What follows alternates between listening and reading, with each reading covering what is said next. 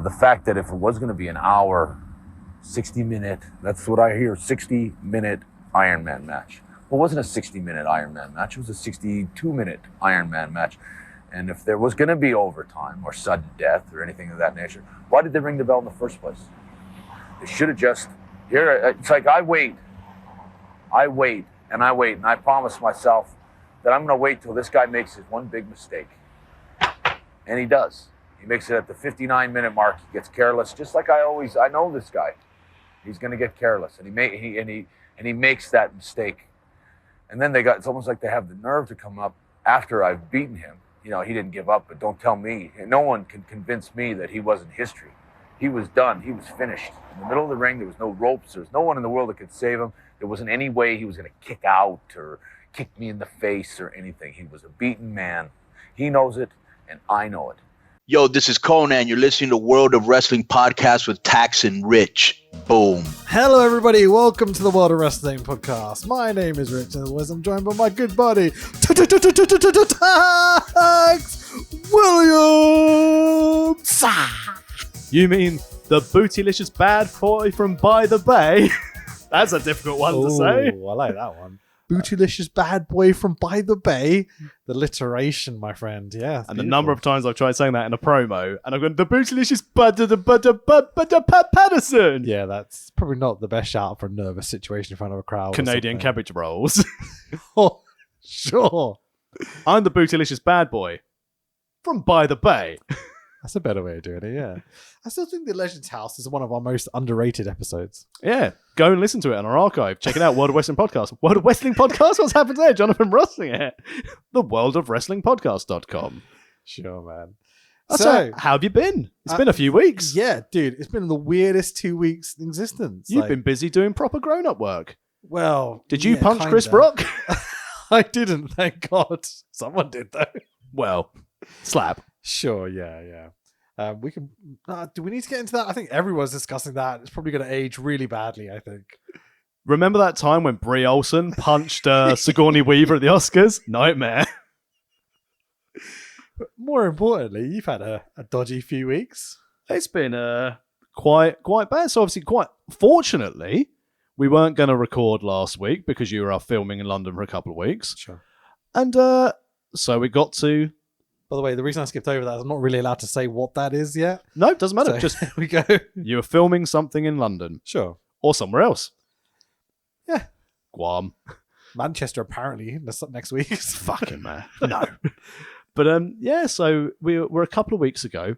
It's a Friday evening, and my wife tests positive for the fish market plague. Yeah, man. And I was like, oh dear. Well, as long as... Because now it's like, right, well... A week tomorrow, it's our daughter's 5th birthday party. Considering her last 2 parties have been cancelled because COVID restrictions came in and COVID restrictions ended 1 day after her birthday last year, I was like... That's brutal. I was like, that's horrible. We're having this fucking party. And I was like, I'm fully aware I will be collateral damage in this. I'm fully aware I will get this and I will miss the party. But as long as she stays safe, doesn't get it, and can go and do the party, we're fine. So Saturday morning came... No problem. Went out and got the shopping. Me and Chax Jr. had a lovely day together. Got to bedtime. Put her to bed. And just as I was about to leave the room, she went, Daddy, my tummy hurts. I was like, oh, here we go. Yeah. I was going to go downstairs and paint some Warhammer. And you're going to try and do this to etch out this bedtime, are you? I see what you're doing here. Daddy, I've got some yuck in my mouth. We should probably get to the bathroom. She walked into the bathroom and I heard what is the equivalent of someone throwing a bucket of water into my sink. And I was like... Delightful. And at that stage I was like, that sounded like quite a bit of yuck in your mouth. Wife! Help! Because I don't deal well with vomit. Right. Luckily my COVID adult-riddled wife came and got involved. Sure. It only took until actually, so we're recording this on Tuesday, 2 days ago, so this has been 10 days after the event, and our 3rd bottle of Mr. Muscle sink unblocker to actually get our sink running clear. But the poor girl... You want a plunger, mate. Oh, mate. But yeah, so poor Harriet had a sickness bug. So then I spent the weekend being like, oh, fucking hell. My wife obviously really badly suffering from COVID. But Sunday afternoon, Harriet seemed to be a bit better, lucky, resilient. You know, I could tell she's feeling a bit better because the attitude came back. Sure. I mean, yeah. genuinely, for those of you who are parents listening to this podcast, like, all she wanted, because she wasn't drinking water because she drank too much water and was sick again in the night. And I was like, okay, so ice poles. That's the way to keep her hydrated. Yeah, definitely. Yeah. Strawberry ice pole. Nice. But then she was obviously getting a bit too confident. One too many. And I walk out the room here, cough, cough, cough, walk back in, bright pink vomit all over like the duvet on the sofa. I was like, get this bowl. Looking away. Yeah. But luckily, yep. So come Monday, she was all good. So she's off school because obviously the 48-hour rule. Absolutely fine. Posted a picture on LinkedIn because my boss, fair play, I messaged her on my Saturday night, so it would have been Sunday morning in New Zealand. And she said, just clear your calendar. Do whatever you need. Don't come to work. Clear your calendar. That's really, awesome. really good company. And I thought on the Monday morning, me and Harriet were doing science. She wore a little lab coat, took a nice couple of pictures. And I just posted on LinkedIn that I was very grateful for my employer. It was actually my 1 year anniversary of working there. So I posted it on LinkedIn. I think on my LinkedIn in my shoot name, don't look at the Tax Williams LinkedIn with no connections. But I think I've got like just under 200 connections on my LinkedIn. Can you guess how many people as of this morning had viewed my post? I've never had a LinkedIn, so I wouldn't even know where to begin with it. 2,000? Over 40,000 people have seen this picture of my daughter dressed up as a scientist and me saying how grateful I was to my employer. Nice. But anyway, doing these science experiments. You should monetize that somehow.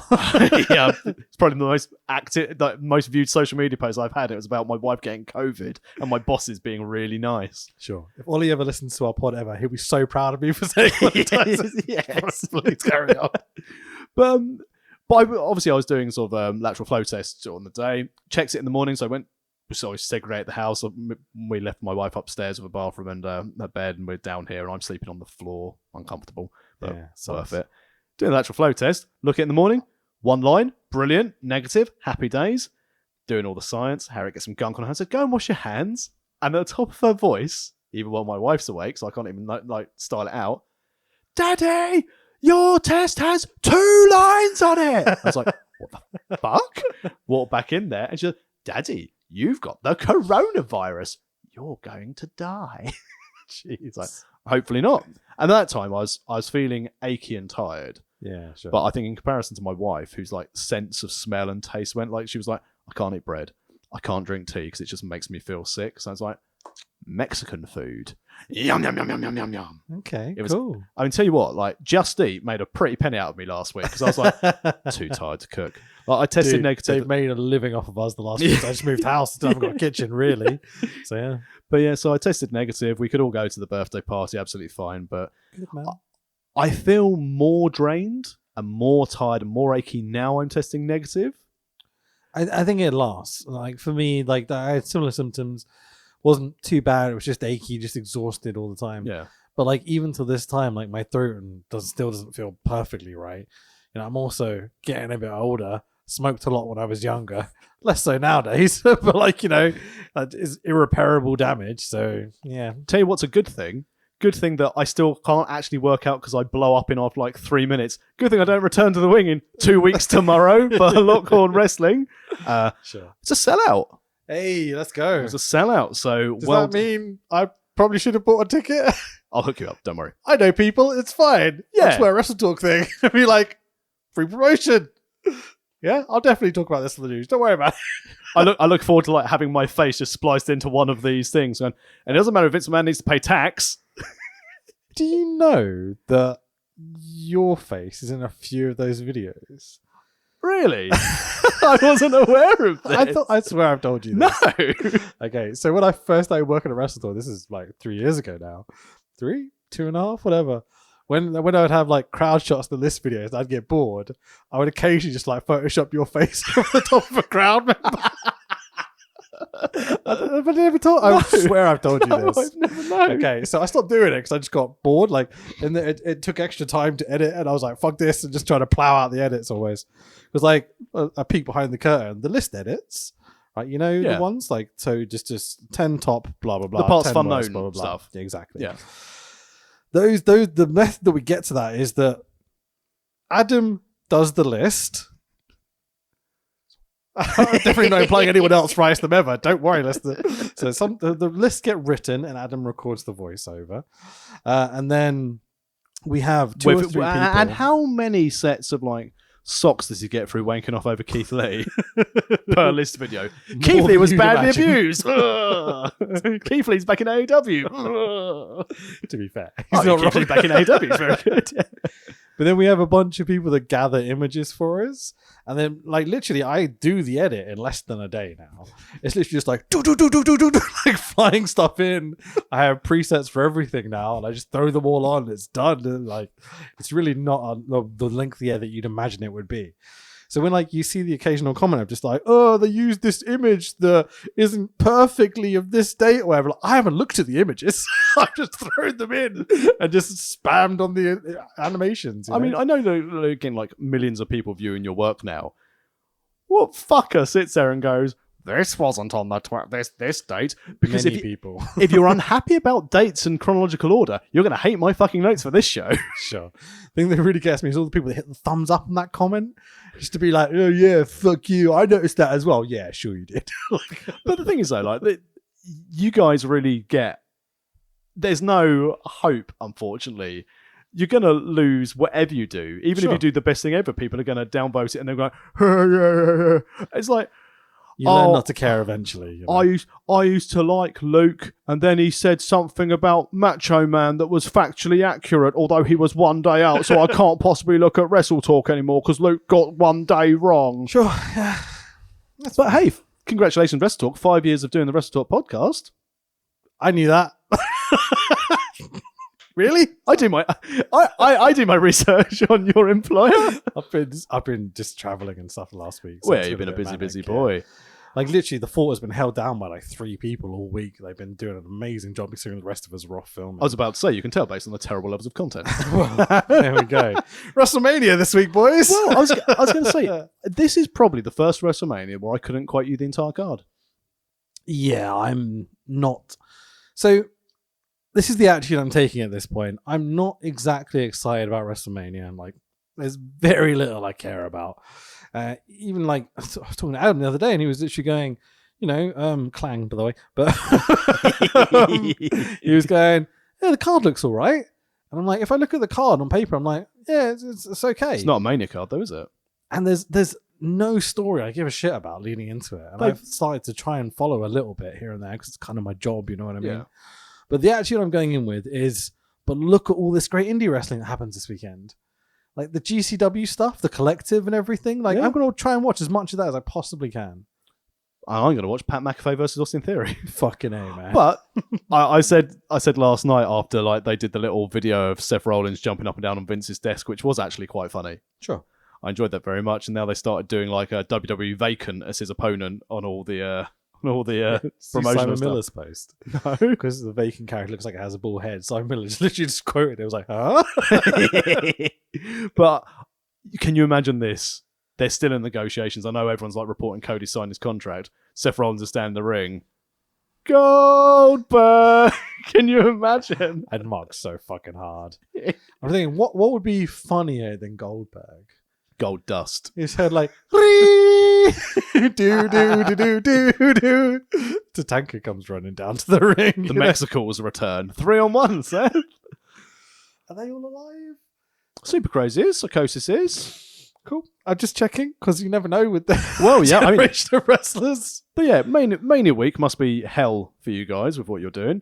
Yeah, and Mania week kinda. must be hell for wrestling fans because it's going to be a disappointment for all of the action. Again, I'm pretty sure night 1 will be better than night 2 because it'll be on a Saturday and I will watch honestly, couldn't tell you the difference. Don't know what's on what night. I'm just interested if they do let Cody re-debut as Cody. But what I also want is I want on the day Vince to go, nope, Stardust. I like Cody. I think he's got an awfully bad rap for his AEW. Oh yeah, I think 100%. his AEW work was fucking awesome. And you can kind of understand where the negative comments come from, but like I just don't agree with it at all. So I don't want that to happen to him as a person, as a mark. It would be the funniest fucking thing in existence that he finally resigns with this company that he almost tried to kill. That was like the aspiration almost. I know that's not how they go about their business, but in reality, they're feuding against each other, EW, WWE, whatever. Even the New Japan ROH stuff, he's taking eyes off WWE essentially. Yeah, so it would be amazing if they did it, but they can't, can they? I really wanted, until it was obviously quite rightly announced that Triple H was like, yeah, you know what, I'm done with wrestling. It's literally not worth it. Yeah, sure. I would have loved it if they'd basically come back for Mania and gone, Cody Triple H for the throne on a pole. Mate, that's the match. I still think Triple H can be involved somehow. I don't think it'd even be worth it. It's not worth the risk based on how... But think about it, right? If he had a heart attack and was recovered and okay now, how could you tell a better story? Oh yeah, 100%. It's gone through my head a few times. Like, what if they're just kayfabing everyone? Oh, can you imagine? Yeah. And Seth doesn't show up. And it's Triple H versus Cody at Mania. I think it would... That would be fucking amazing. But I think it would be more... Triple H and Seth have that history with, Seth turned up on NXT to confront Triple H, etc., etc. What if you somehow work that into the story? He's now butting up with Seth, and I don't think it works with the Seth character at the moment, but whatever. Don't know, I'm being attacked by a cat through my door. Bloody cats, get fucking everywhere. cats. But last week though, on the subject of WrestleMania, we covered a WrestleMania last week, and the feedback has been good. We had WrestleMania 12, but as we did say in last week's pod, we're not going to be going episode. Quite a bit has happened between now and the show, which we're covering today. Sure. So we are doing episode 2 of our Road to Montreal podcast series. We are doing the Raw. I'm sorry, I keep getting that wrong. The WWF Monday Night Raw, number 181, from the 21st of October, 1996. So this was taped and then broadcast on the same day, which is intriguing. I seem to remember that they taped a show, had a show live, but they taped the 4 shows this day and then put this out later in the evening, it would seem. But I don't think this actually went out live, according to Cage Match. No, it was recorded and released on the same day, and then they had the rest of their matches, because we're still looking about an hour of TV time for this one, which was delightful. But, Rich, where do you want me to go? Do you want me to go last night? Hang on one ticket. Oh, go ahead. We're in the Allen County War Memorial Coliseum in Fort Wayne, Indiana, USA. Whoa. On the USA Network, not live. It was a 2.6 rating, I think it was. They kill for that today. Whatever that means. I don't really understand still, but whatever. Commentary is by a returning Vince McMahon, apparently. Yay. Do you know the story behind that? No idea. Maybe it was like a week off or something. I tried to look it up, but so Vince McMahon, yay. Jerry Lawler, boo. Yeah. But at this time, all right. Sure, personal heel. History. But as a commentator, fine. And they are joined by Jim Ross this evening. Oh, God. Sometimes. Because he's still not moved over. He's still an interviewer. He's a knowledgeable journalist. He's got the inside scoop on what's happening to our good friend, Bret the Hitman Hart. Indeed. Lovely to see JR there, though. I really, really enjoyed Vince and Lawler. But do you think they need the 3-man booth? I mean, we know JR and King and everything. It's kind of legendary. Bloody, blah. What do you think of these 3 on commentary together? It's getting ready to move to JR and King. So Vince is getting ready to hand over the reins to step away from the commentary booth. Probably a lot sooner than he planned. Well, there's certainly elements of that tonight. Certainly elements of it. So, just quick where we're up to. So, fast forward is 6 months from WrestleMania 12. Bret has taken the last 6 months off of TV. There's behind the screen scenes. All the talk is WCW have offered Bret a contract. The man's like, well, maybe you should take the contract. Not sure we can afford you. And then, he convinces Bret to stay, etc., etc. The NWO was formed at Bash at the Beach in July 96, 3 months before this episode of Raw aired. So Nash and Hall are both gone. Hogan's done the turn. All that cool stuff's happened. If you're interested in Bash at the Beach, you can listen to that in our archives at worldofwrestlingpodcast.com as well. When we did our NWO series. The whole formation of the NWO series is a good 10-part. One of them's fire.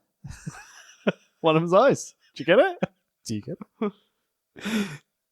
I don't get it though. Do you get it? Well, yeah, one of them's fire. One of them's ice. Did you get it yet? The rumored plan at this point is for Shawn and Brett to main event WrestleMania 13 in 1997. Oh, fuck, I've just seen that main event. But this is the show where we get a certain development of that plot, and we'll get to that in a second. But before we get into this week's episode, do you want to do the ECW and WCW bits first? I do, but also, we're coming off the back of a pay-per-view. We are. Into this show. So we're coming off of Buried Alive, which was the first Buried Alive match, I think, in WWE, which they've done. Definitely was. Yeah. And it was main evented on the pay-per-view by The Undertaker and Mankind, not main evented for the live crowd. Yeah, plenty of dark matches around this time. Plenty of dark matches. So we had Undertaker and Mankind, and we see a shot of this in this episode of Raw. We've got Sid facing Vader to see who's going to be number one contender, won by Sid. Ooh. And Wildman, Mark Merrow, Mr. Perfect's mate, defended the IC title against Goldust, who is obviously back from his backlot brawl. Yeah, indeed. Backwards brawl. But, so, this pay-per-view started with a dark match, which was the Stalker beating Bradshaw with Uncle Zebekiah in a dark match. And this whole card was... Do you know who the Stalker is? Stalker? That Barry Windham, wasn't it? There you go. Just checking. Because they gave him the Stalker gimmick. Like, okay. Because you know, WCW. Barry Windham wouldn't work. But a Stalker beating Bradshaw would. Sure. That was a 20-minute dark match. Fuck yeah, it was. Windham versus Bradshaw. But it was pretty fucking hard hitting as well, to be fair. Stone Cold beat Triple H because Triple H isn't allowed to do anything anymore. Yeah. He doesn't get wins at this time. Owen and Bulldog. Why doesn't he get wins, Tax? Something to do with a cage match and people sticking their fingers up each other? Owen and Bulldog with Clarence Mason beat the Smoking Guns for the WWF, to retain the WWF Tag Team Championships. Clarence Mason, Tax? Who's Clarence Mason? Oh, he's just a manager, Rich, with nothing to do with his name or anything whatsoever. No. Nothing to... No need to worry. Why is he with the Hart guys? It's just like the strangest thing. Like Cornette was their manager, but then Clarence has signed a contract to gain their services or something. We'll get into it later. He is the nation of domination. Too, yeah. Mark Merrow retained against Goldust. Sid beat Vader and then Undertaker beat Mankind to Buried Alive match, but then he was buried by the baddies. So I remember seeing this recap, because obviously I didn't watch this stuff live. I came about half a year later after this. Was Keith Lee there then? No. But I remember seeing the footage of, Foley getting dragged out, Taker being thrown in. The executioner was there. Exactly. And they do the carry hand through the grave thing. Yeah. Do you get this movie reference? Yeah. Okay, cool. But you know the moment. Yeah. So I always was like, so Foley won the first Buried Alive match. Oh, no. There is a bit where Mick gets thrown into the grave. PG, I guess it's not PG at this time. But Mick was buried just enough. Yeah. So that Taker wins. He was covered in dirt. It's kind of bullshit. In the words of Nashville, the TV show, don't wait for my grave just yet. But then, don't worry, because that wasn't the main event for the live audience. It was not. After the Buried Alive match, we then had the Godwins, don't go messing with Country Boy. Country Boy. Defeated the New Rockers of Marty Jannetty and Leif Cassidy. Oh. I'll put the butts in the seats. And then the main event, the WWF Championship was on the line. Yeah. As Shawn Michaels with Jose Lothario defeated Goldust with Marlena. Hang on a minute. Hasn't Goldust already just lost a title match earlier this evening to Mark Merrow? Fuck this company. Sure. So over to the next night. Oh, yeah. We've got Nitro. And as you said, the NWO form. So just to list you who is in action and what we're seeing. Dark match. Eddie Guerrero defeated Robbie Rage. I'm pretty sure he's on the Lockhorn Wrestling card. Fair enough. Jericho defeated Bobby Eaton. Malenko defeated Jimmy Graffiti. I mean, those first 3 matches, the 3 names that obviously Yeah. stand out. Like, holy shit. DDP defeated Sergeant Craig Pittman with Teddy Long. Yeah, he did. JEFF JARRETT defeated Ron Studd in 1 minute and 28 He was seconds. still in WCW in 96. Yeah? Wow, I didn't realize that.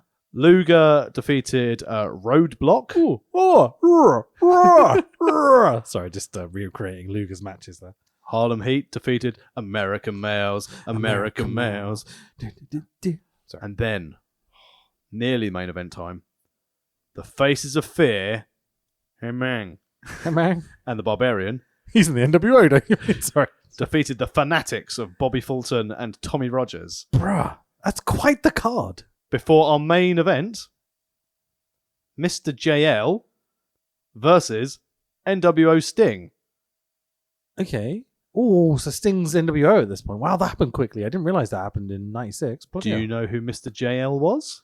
Wait, hang on. But is that actual Sting or is that fake Sting? Fake Sting. Okay, right. Okay, that explains that. JL. Oh, give me a second. I should know this. Go on. Who is it? Jerry Lynn. Oh, yeah, of course. Commentators on that show were Bobby Heenan, Eric Bischoff, Larry Zbyszko, Mike Tenay, and Tony Schiavone. That's way too many people.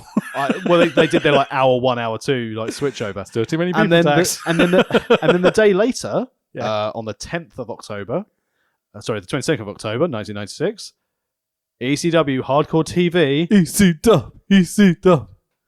at the ECW Arena, Philadelphia, PA. Fuck yeah. Your current champion is The Sandman. Cool. Your current TV champion is Shane Douglas. The current tag champs are Gangsters. Nice.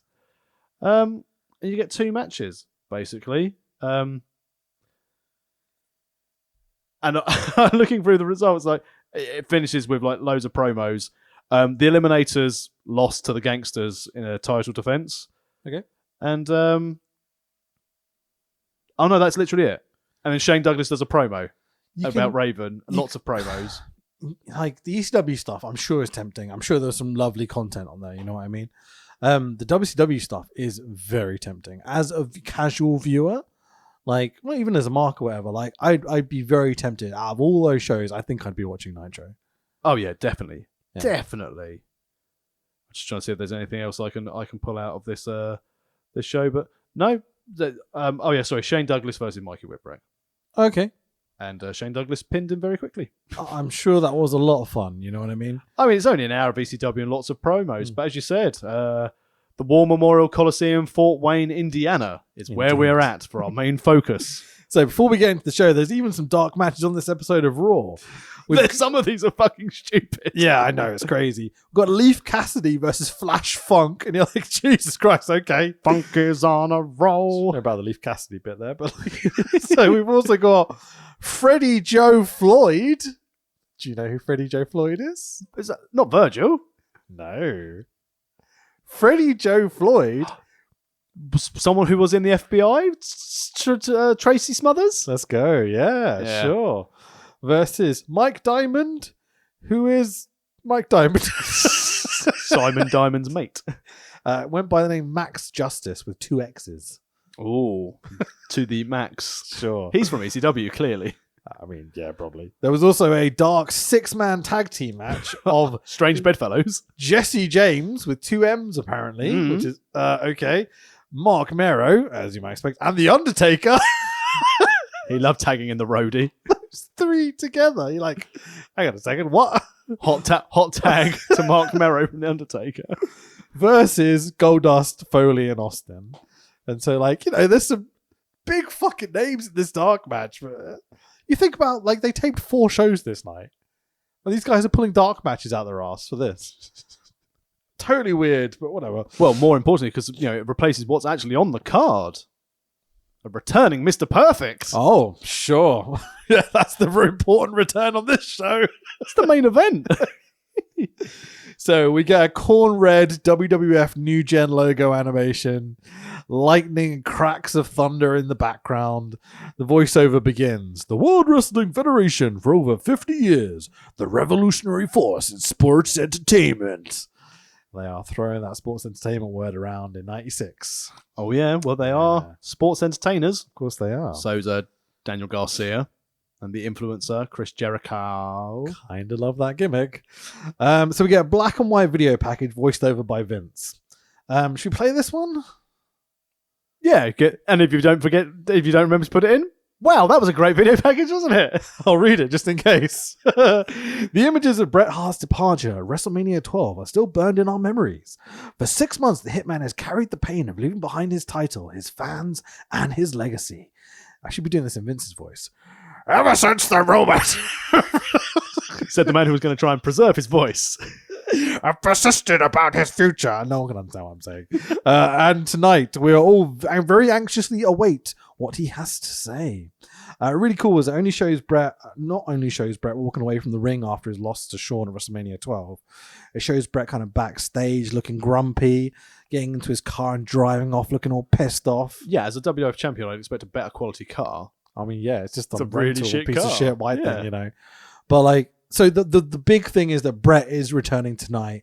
Bret's going to talk to us. Everyone's awaiting what he's got to hear. And it's amazing that you've just come off the back of an in your house pay-per-view. Yeah. No one gives a shit about the number one contender. No one gives a shit about the Undertaker's safety. It's like Bret's coming back for the first time in 6 months, and it's almost like Undertaker was murdered on the pay-per-view. Exactly, and he's in a 6-man with Jesse James.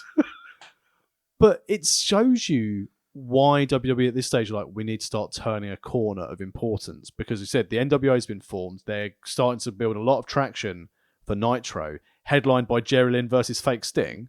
Sure. So counter-programming its very best. But to make this big deal, it felt like a big deal. Bret's coming back the first time in 6 months. What a great way to be like, right, here's how we're going to build to our big show. Because at the time, we've got In Your House pay-per-views. They're all right, but they're not the big four. Yeah. Then big five when King of the Ring came in as well. But Bret's back. Everyone would be like, oh, what's Bret going to do? What's Bret going to say? And he said, this was again the time of like Meltzer and the Observer newsletter. It's like, Bret's going to WCW. They've made him an offer. Vince can't afford to keep him. Sure. So already, like, yes. The use of reality on this show, it's phenomenal. It's really quite fun. So, kind of oddly, the video package then continues with shots of Mr. Perfect with a Lawler voiceover that goes, I thought it was a bit sore. I wanted to go higher. The old SmackDown theme. Perfection is the goal of every superstar, but only one man has lived it. Bret Hart, right? Yeah. Tonight, the celebrated return of one of the most revered athletes in the history of the World Wrestling Federation, Flash Funk. Bret. The most perfect intercontinental champion of all time. Bret. Returns to teach a lesson in humility to a new generation snob. Boo, Hunter Not Assembly. Bret. Yeah, sure. This is just talking about Bret and Shawn, isn't it? But again, we are basing our show on one of the greatest matches ever seen in WWE with Bret versus Perfect at SummerSlam 1991. Yeah. It's weird in that you've got this huge comeback, 6 months, the guy that lost the belt, and you announce it at the beginning of the show, and then it's almost like Vince is going, but also, yeah, you know, in case you've forgotten about Bret Hart, don't forget about the guy who's been out even longer than Bret, Mr. Perfect. It seems like odd timing to bring Perfect back the same night you bring Bret back. That's hard to say. He's been around. His return to the ring. You Perfect. Yeah. Why did they announce it like this then? Because it's his return to the ring. They don't say that. Vince McMahon. Return to the ring. Always. It's like that night when AEW do a pay-per-view and then the next Dynamite they're like, reset everything. So you have like 6 factions break up, like 3 managers get fired, and you're like, couldn't you just spread this over a month and then start to build almost? And TK goes, oh fuck, Lance. Yeah. Get Hoyt out there. Fuck, we always forget about Lance Hoyt. Every week. Don't we have that guy, the Russian guy, who used to be really good and got all these amazing promos? What's happened to him? Yeah, sure. Apparently he's been filming something. Hopefully it's with Lana. Yeah, well, who knows? So Vince goes, the 2 great champions return tonight on Monday Night RAW. Ready? Fuck.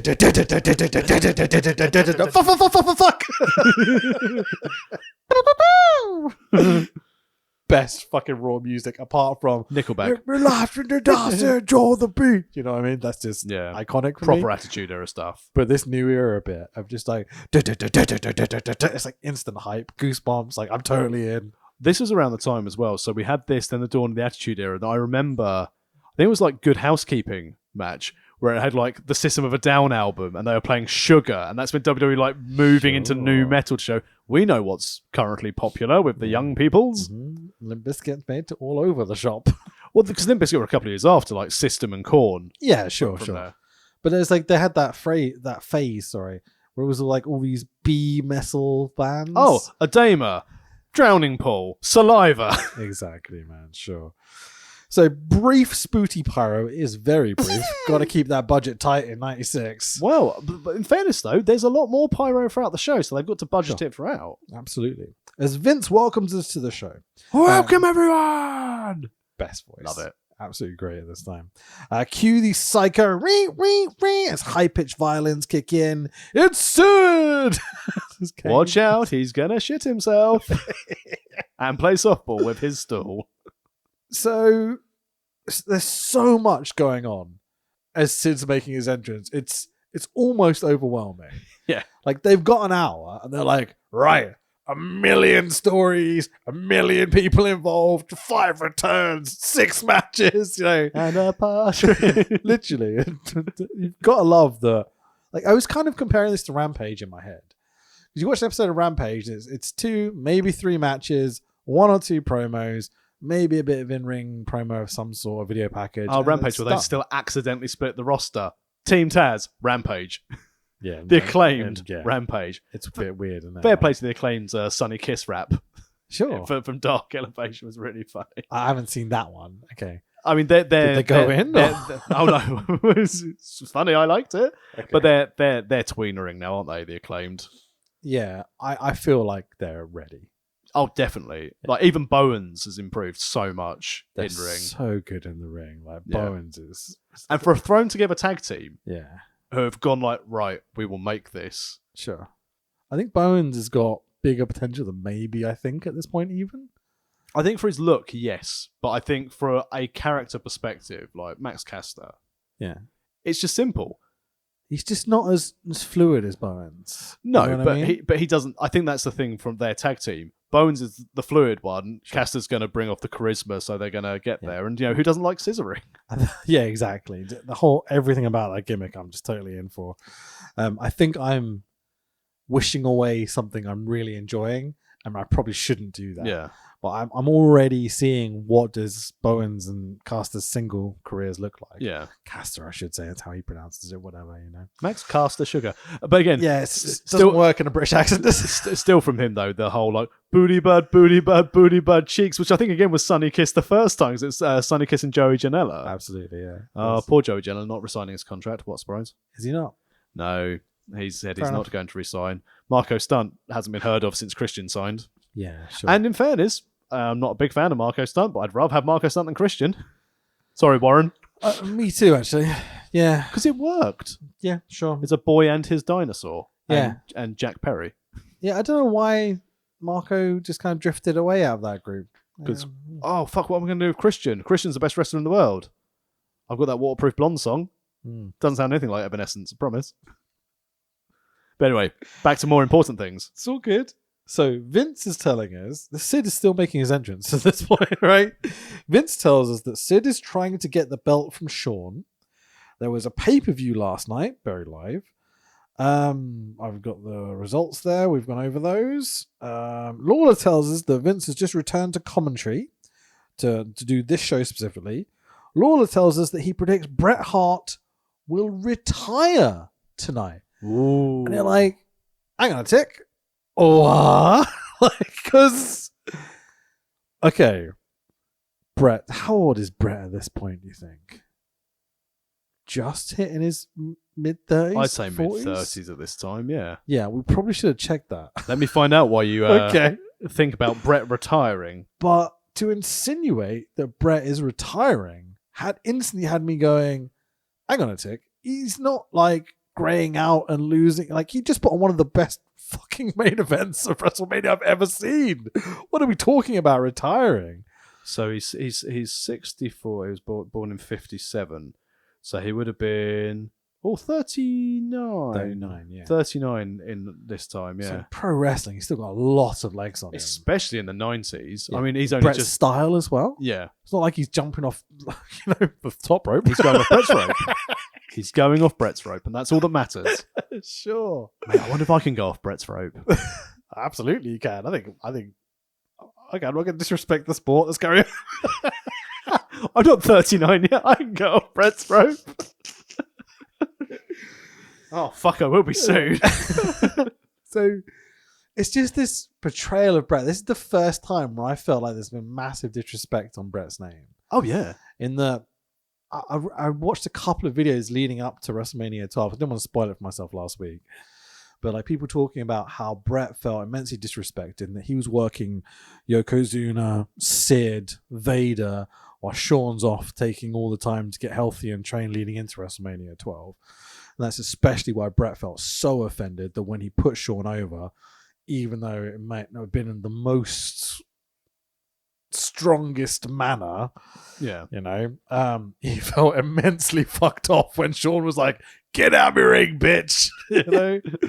So I mean, it's just an interesting perspective that now looking at this, I'm really starting to see that Vince doesn't maybe want Brett, but feels like he has to keep him because he's losing everyone else to Bischoff and Ted Turner and all that bullshit. Well, because it's him and Shawn. They're the last names that he's got. And yeah, great. I've made a big thing about re-signing Mr. Perfect into the in-ring competitor. But if you look up and down this card, Taker as well. Sure. Taker, Brett, and Shawn. They're your last big three. Austin hasn't reached that level yet because obviously he's been spending his time calling out Brett. Yeah. But yeah, obviously he can't lose him because then he's down to Taker and Shawn. Yeah. And Shawn's mates have all gone there. And he hasn't done the dirty on him yet. Absolutely. So, let's jump into it. Our first match of the evening. WWF Tag Team Champion Owen Hart. Let's go with Clarence Mason, weirdly, versus Psycho Sid. Clarence Mason has won the contract of the Tag Team Champions or something. So now Cornette isn't their manager. The crowd chant for Sid. He's the face?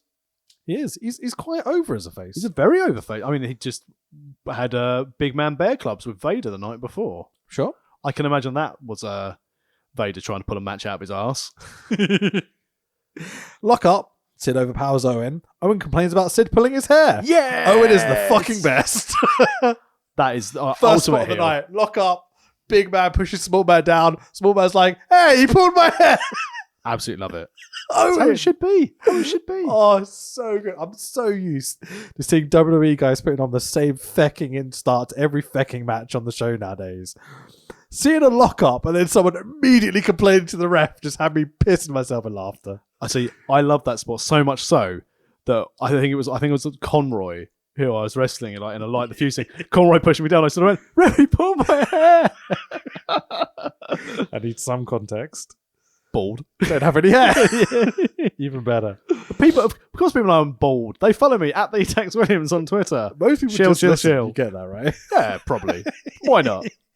Vince and Lawler are genuinely funny, joking about Owen being a quitter or not, or maybe.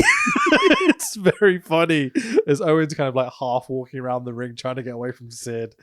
Ah, it's so good. Honestly, I've praised Sid plenty in the past because I think he's a big, scary, very well developed, simple character. The things when he kept on putting like the Call 911 code on when he turned heel to go against Hogan, pushing people off on the stretchers. 100%. Loved it. This match, Sid, can he bump me? Well, he shouldn't be. He shouldn't be bumping. He's a big man. Speak to Cornette. He's a big man. He shouldn't be bumping. No. He doesn't take any sort of flat back bump. Shouldn't be bumping. But he is bumping. He just doesn't take it properly. He certainly sits down.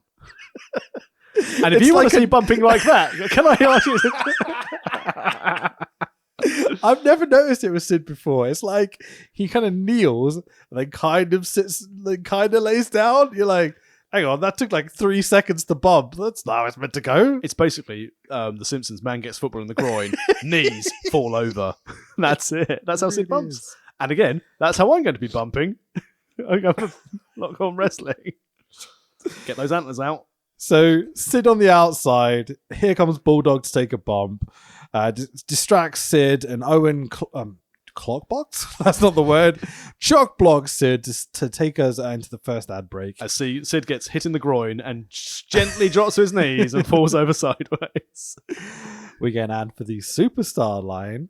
$1.49 a minute. Line no longer active. Line no longer active. Yeah, sure. It's a shame because I'd love to try and test these numbers and such, but not at that price. No, sure. Like $1.49 in 96. I was going to say, at inflation now, it's nuts. You get like 1/2 a litre of fuel for that these days. It's more expensive than I thought it would be. Like, that's insane. They're just exploiting kids, basically. Well, yeah, exactly. Always ask your parents' permission because we put it on there because we've told you to do it. And if you do it, we told you to ask parents. It's like, and they mock Scheme Jeans hotline. They're like, dude, you're just doing the same shit. Don't worry about it. Like, just leave that alone anyway. Exciting news about a returning superstar. There's 2 tonight. Back from Can we say a quick sidebar story on these like hot superstar lines? So obviously they had one in the UK, or like the UK ones, which were kind of a premium rate. Now, in my youthful days, I was petrified of money and making these phone calls, so I'd never dared to do this. Yet, one day, the family phone bill arrived, and there were some very odd numbers that arrived on there that my father blamed on me as a WWF hotline, which I obviously did not do. I suspect at the same time there were also very expensive phone numbers to phone for 50 for ladies who talk gently and softly down a telephone to people. Before SMR was a thing, there was 0891 50 50 50. See, young people today don't understand the plight. They have to go incognito browsing, because that'll help. Sure. Pornhub.com. Yeah, Russians definitely can't get through your incognito browsing. Oh, in that case, they won't visit TokyoBonachores.com. We come back from the ads, and Owen is in control. He's the heel. Owen and Bulldog cheat and go after Sid's knee, as you might expect. There's a sign in the crowd at this point that simply reads, "Hump his face, gold dust." It's great shit. Vince tells us apparently there was an Undertaker sighting today. Yeah, in the dark match. I mean, with Jesse James. Shut up. Goozle, chokeslam. Owen is smart enough not to take Sid's powerbomb. Bulldog runs in for the DQ. HBK in slacks and a polo shirt runs in to save Sid. Well, because, he's got to protect his friend and be the good face champion that he is at this moment in time. Exactly. So, the winner via disqualification is Psycho Spid. Spid? Pretty sure he wrestled in ECW. Is that a racial slur? Jesus Christ. Spid? I don't think so. By the way, your biscuit plate was red for Arsenal and your bag was red for Arsenal as well. I did think about it. Mate, that's actually very nice. I probably should say that it was my birthday and you got me lovely things. Thank you very much. No problem. I keep forgetting that it was my birthday. So did I. In fairness, technically, it was 9 p.m. of the same evening and I had been battling COVID and a vomiting child, but I still felt so bad. I feel weird when people wish me a happy birthday. Like, so I'm fine with it. It's okay. The funny bit... in that case, then I'm just going to say next year, going, oh, congratulations on 1 year closer to death. Okay, brief side. So my sister messaged me going, I just had a phone call from mum, like being like, I'm really sad, like, I missed Rich's birthday and, I missed like one of the kids' birthdays as well. And like I read this, text my sister back going, she's forgotten the last 10 years. I wouldn't worry about it. Legitimately. So there we go. I'm not loved. Can we put some kind of like small violin edit over the top of this? Oh yeah, do shit. Anyway, so the winner is Psycho Spid. Tax. Spell psycho. Oh, well, it should be starting with a P, but because it's WWE, it'll be SCYCHO? Close. It's SYCH. Oh, sorry. Sure. Psycho Loco, Psycho Clown. He'd fit right in. That'd be so beautiful.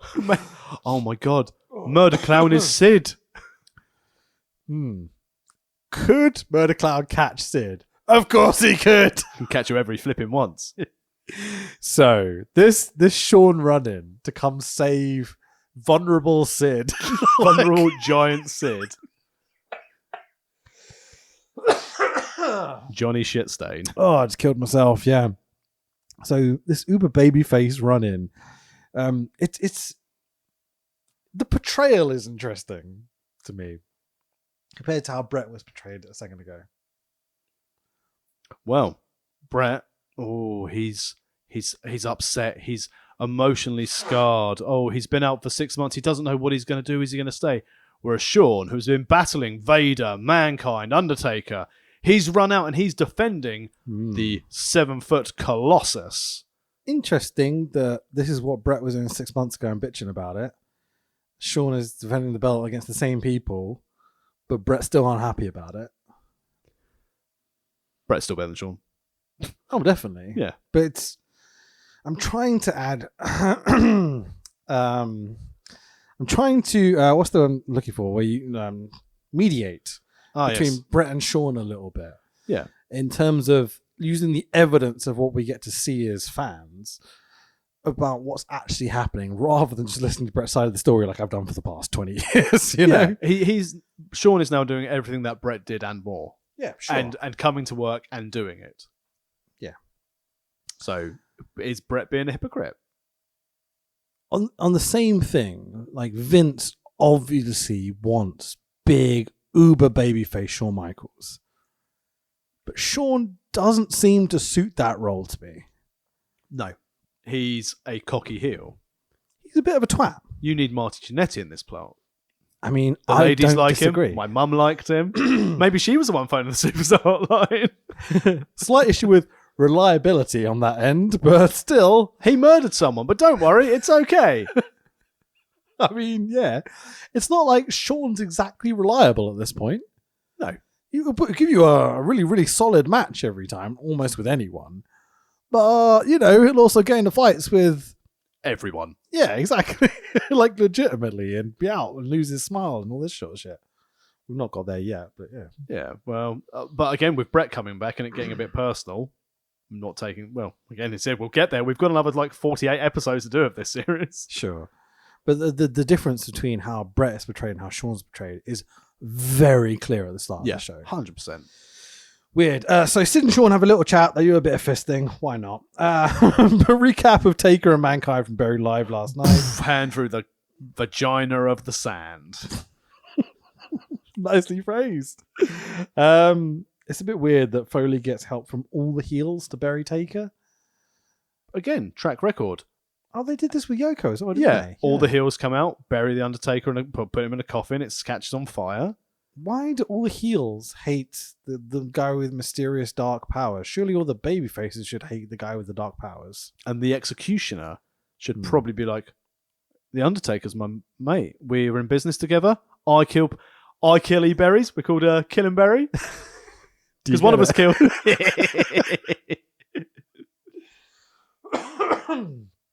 Should I know who the Executioner is? Was it Terry Gordy? That would make sense because of the size thing. Yeah. Anyway, so JR is suddenly here to my God, on commentary. I've got a breaking news.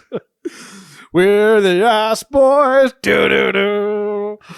So tag team match Boomer of the Godwins of Henry O. Godwin and Phineas I.L. Godwin. I Godwin, the Mexican Godwin. Phineas L. Godwin. Phineas L. Godwin versus Hillbilly Jim. Chris Waddle. El Scotcha. Sorry. Oh, Nimbostratus.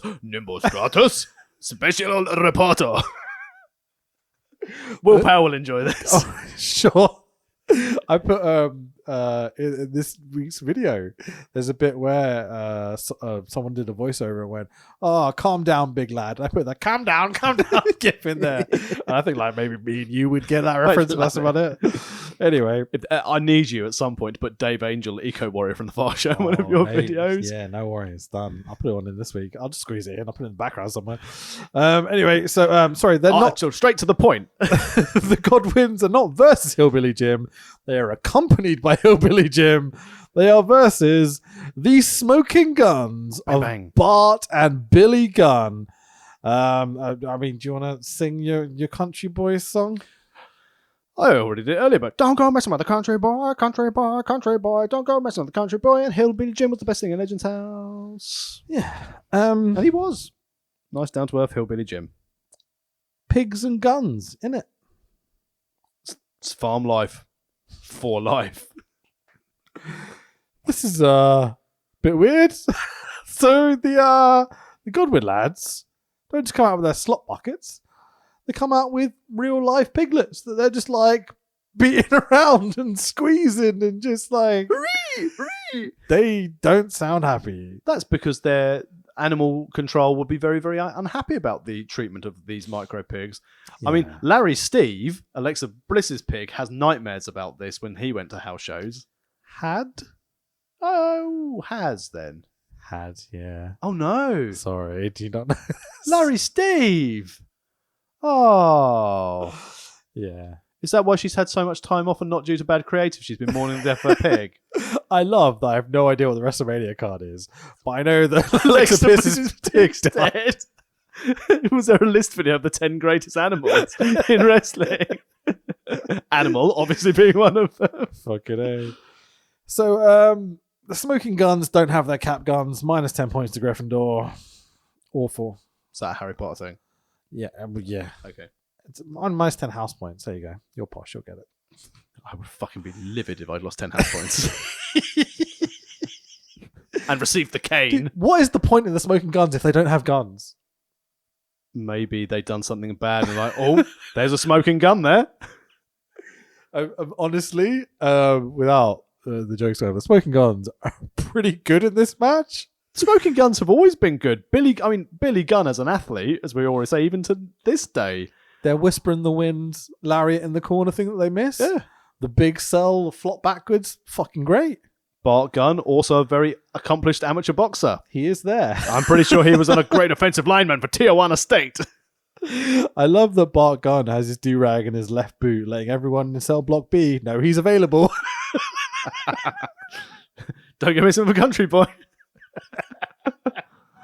This match, I mean, it's like, this is classic Raw, though, of the time. Yeah. They're trying to no longer have jobber matches. They're trying to have established names wrestle each other. Yeah, it's utter dog shit. Who's the face and who's the heel? I have no fucking clue.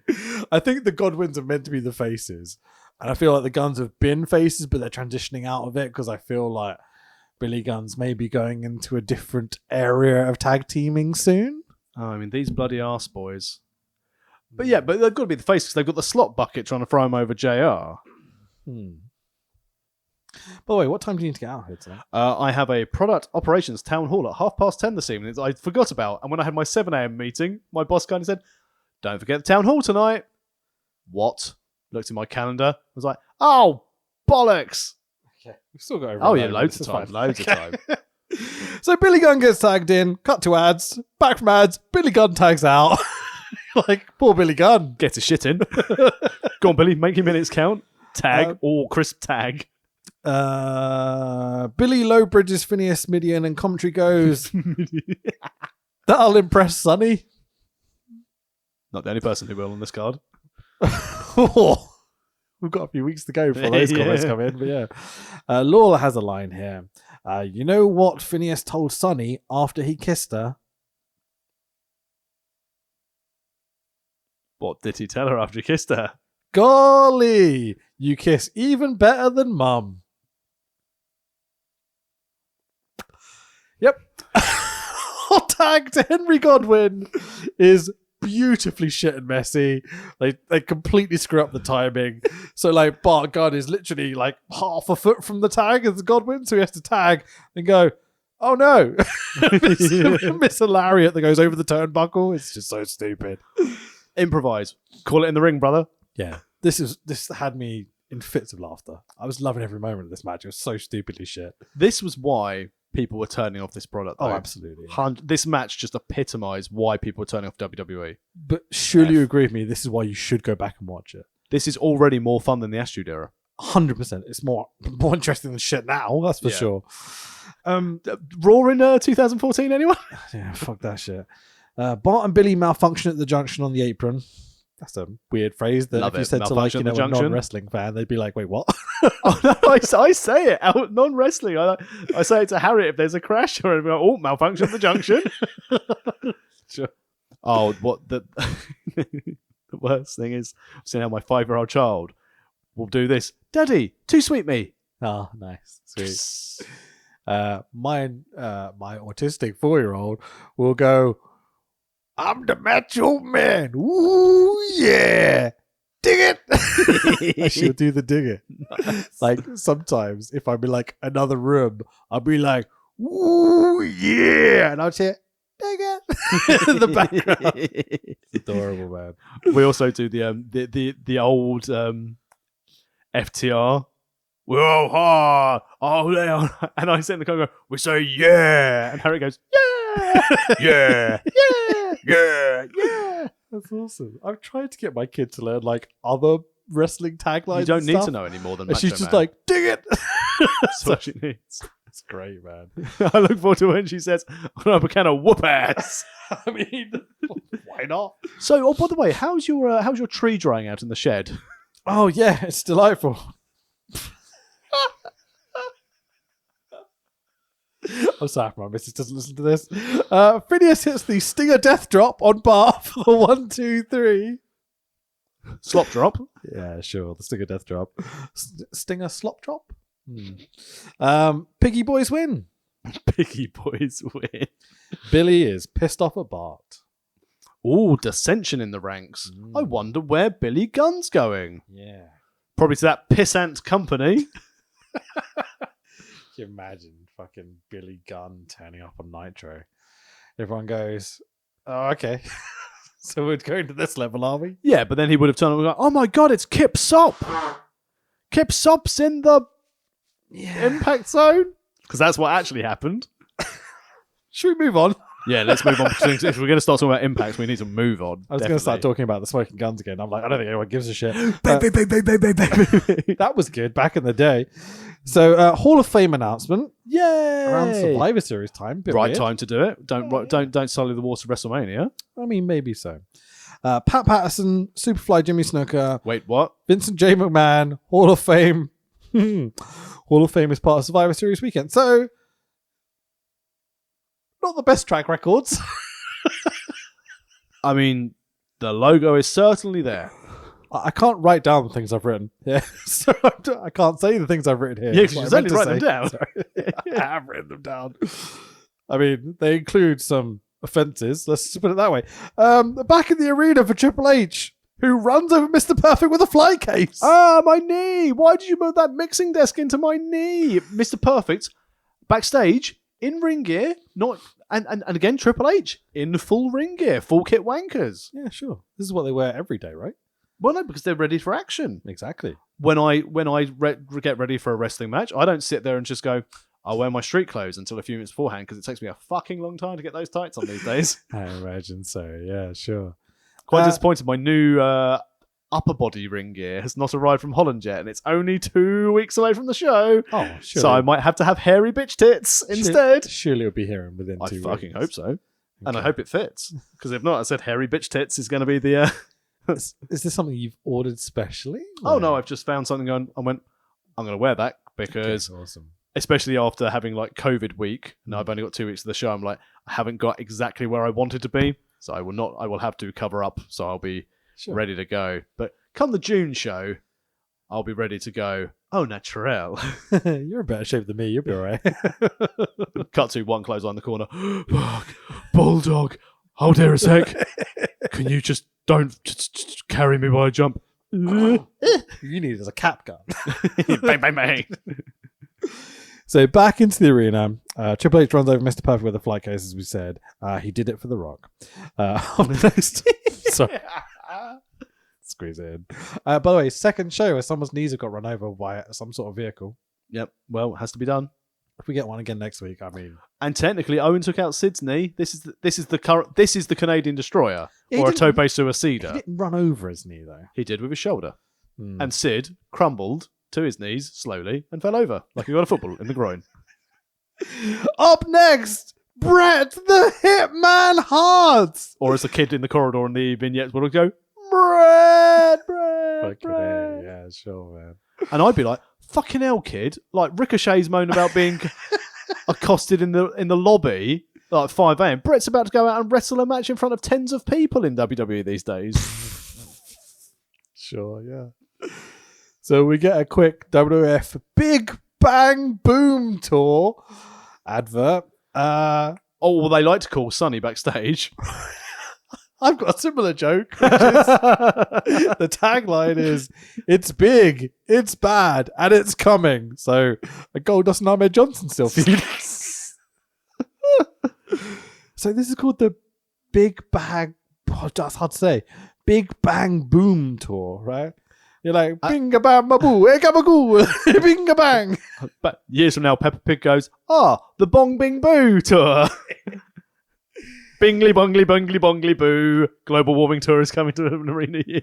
It's quite a CBBS sort of name for a pro wrestling tour where your product is more soap opera-y and whatever that's ever been before. Don't worry, everyone. Dougie's got his WWE tour badge. The Big Bang Boom. What's that, Jerry Lawler? A woof woof. There's a beautiful joke there somewhere. So we also get a WWF Livewire recap. I love the concept of Livewire. It's a really fun idea. This was Todd Pettingill as well on Livewire at the time. Yeah, This is where Russo in Livewire made his on-screen debut and everything. And a with few, all the call-ins where you know, people would just rip the shit out of them and stuff. But yeah, this is all about Bret being called out by Austin. Yeah, which is, it's like a detour of the main plot almost, like a side quest, you know? But I get the impression, and again, obviously through 20 years of Bret wordage, I assume this is a case of Bret was like, if I come back, I will work with Steve. Yeah, definitely feels like, Yeah, I've been selected and I would like to work with Steve Austin. And Steve Austin's been like, of course you fucking want to work with me, Bret. I mean, we're October at this point. So we're 6 months at least off next WrestleMania. Probably 5 and a bit or closer to that because it was March time these sort of WrestleManias, weren't they? And so if we do Sean Bret straight away, which is what surely is still the plan at this point. Yeah. I wonder, to be honest, about how many people knew that was the plan and how many people were being told that was the plan, but really something else was I'm pretty sure Bret and Sean were not aware that was the plan. Yeah, sure. So you have I know what happened when Sean was told what the plan was. So it's kind of weird as this progresses. You've got, I guess I'll talk about it later, but I'll get to it. We'll do Bret's bit first. Okay. So Austin cuts a promo on Bret. Hold on. He doesn't cut the promo on Bret. Austin cuts the promo to Sonny Nakamura. She's wearing red pleather. Certainly not as much as Liv Morgan or Nakaliv. Nakamorgan. Nakamorgan. Nakasani. That's what the boys did. I don't know why this pops me so much. Oh, it's great. Austin whooped his ass in the Heart Dungeon. Austin is apparently consistently challenging Bret at this point and talks about beating him in front of Stu and all this sort of stuff. Like, where did this come from? Was Austin ever in the dungeon? I don't remember this. Well, considering that when we last saw them at WrestleMania 12 was Austin versus Savio Vega because they didn't tag each other nicely. Yeah. To 6 months later, he's calling out a returning Bret Hart.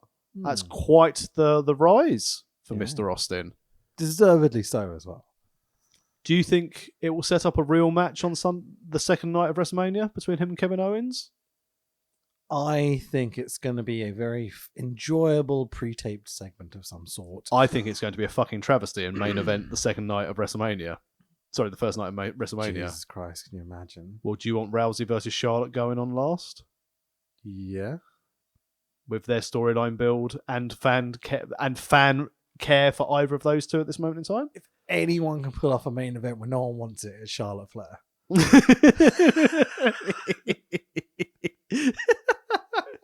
She's that fucking good. People, she is. People hate her to the death. She's the best wrestler they have on their roster. I don't care. Yeah. What the fuck happened with Ric Flair and Mark Madden this week on Flair's podcast? Pass. Right, I get the impression, from looking online, that Flair fired Mark Madden on their live podcast to then go back and do a podcast with Conrad. Damn, okay. I mean, why he ever went away from Conrad, I'll never understand. Aren't they literally related? Isn't Conrad married to his daughter? It's his father-in-law. Yeah, now, as well, sure. Conrad. It's Conrad, for fuck's sake. Like, podfather, you know? Mate. Us? What are you fucking talking about? We're the pod daddies. Yes. There's a t-shirt. Call me daddy. Sonny. AEW references to what we did to that belt with Guevara and Ty Conte. Sure. Paige is like, fuckers, selling my shit. Yeah, it's fine. I giggled a little bit. Then Adam Cole on Twitter saying, I'm going to come after my belt, and like Britt Baker quotes and going, we're not going to do anything with those belts. It's fine. Those two together is a case of, oh shit, Cody and Brandy have left. We need a new couple to hate. Sure. How people can just hate on people having relationships and stuff. Like, yeah, I get it that, like, you know, he proposed to his missus on Dynamite Rampage, whatever. Then, like, you know, 2 weeks later, he's with Ty publicly and all this sort of shit. Like, it's not nice, but at the same time, like, fuck, you don't know the ins and outs of all this shit. You're like, No well, one would leave give the a shit fuck if they alone. were two ugly people, would they? Yeah, I guess so. Look at me Yeah. and my abs and my very beautiful Brazilian girlfriend. What's not to like?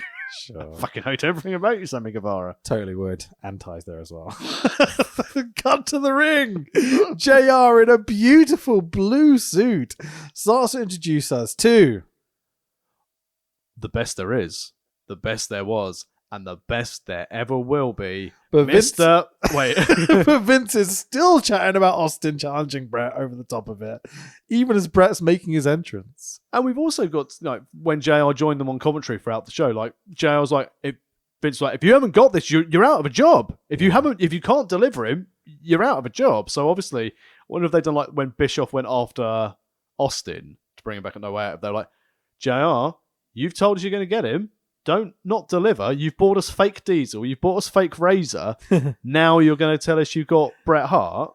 Sure, but again, going back to this, they're cramming as much shit in as they possibly can. The whole bit with JR is completely unnecessary, but everything has to have a story. It's massively admirable.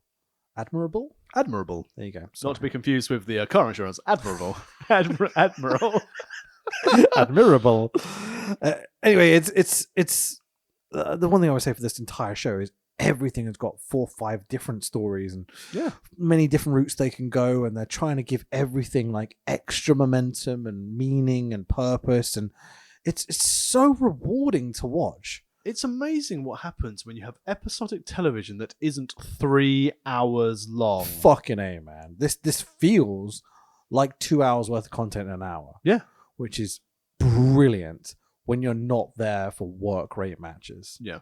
You know, I think they would struggle if you were doing, you know, the style of match AEW like to put on, like New Japan type, big, like clever, long storytelling type things. But none of these matches are really that, so it works beautifully. Yeah. You know, we've got Winston the Smoking Guns. No one wants to do that for half an hour. But it's a perfect TV match. Exactly. Yeah. For establishing the dissension for the Guns. But yeah, Vince talking over Brett's friend. He's here! Steve Austin's been calling him out. It's like, fucking hell, Vince. At this time, you are on point of pretty much everything that you do. But this, just let it come out. It's like the one negative of cramming this much stuff in. The timings are kind of off sometimes in these bits. Like when they're doing like commentary voiceover elements, you know? So again, this is one of those examples. So Brett is literally 5-6 steps out. It takes him a while to come out as well. Well, teasing. Yeah, sure. Teasing, squeezing it out. So you hear that, and the music kicks in. Thank God it's not Natty. Like it takes. And thank God they didn't overdub it with the modern one. Oh, fuck that shit. The fact that they did that for that latter WrestleMania against Vince, I was like, you son of a bitch. How dare you? We need to modernize him. He's back. He's better than ever. I'm pretty sure that's Bischoff. Like, I know we've said it a million times, but as soon as you hear that, goosebumps every single time. It's Brett. It's like hearing Danielson's entrance. Like, I don't like Danielson's music at the moment. I think it's a bit like, especially now they've added the vocal over the top of it. Yeah, it's quite good for a heel. Yeah. I love it less, but I still get immense goosebumps because I know what's about to happen. But he's not a heel, though, now. Yeah, is he though? But he should be, but he's not. Yeah, is he though? That's an interesting conversation. Not one for now though. Brett heads out to a nice little pop. Vince and Lawler putting over this potential retirement very strong. It's all they're talking about. Yeah, because people want to know if Bret Hart's going to retire. Great for TV. Keep the fans watching. So Brett and Lawler, all night up until this point, have been like, Brett's retiring. Brett and Austin. Yeah. They haven't mentioned Shawn and Brett. Nope. At all. No, they didn't even mention him in the things. After his WrestleMania loss, they didn't mention Shawn at all, did they? You're right. Yeah. Like, they show Brett looking very pissed off that he lost to Shawn. They don't show any of the match or anything. It's just Brett walking to the back, getting in the car, going, well, you didn't know look it's at actually Austin calling Brett out, you know? We didn't know that was actually Shawn Michaels' car he stole. WrestleMania 12. Fuck this I'll nick guy. anything I will. I'm a little bit way. I'm a Canadian. That's great. Rude Boy Brett is not my favourite thing in the world. Like, whoa, put me in a sharpshooter, I do. Don't stand up out of that chair. What's that? I'll nick it. What? No, I'm just going to go and get some popcorn. Best there is, best there was, best there ever will be. Whoa. Me and Spud. What are you doing here, Brett? Me and my mate Panda. We just went and just shot a couple of hoops. All right, bruv. WrestleMania 10, eh, bruv?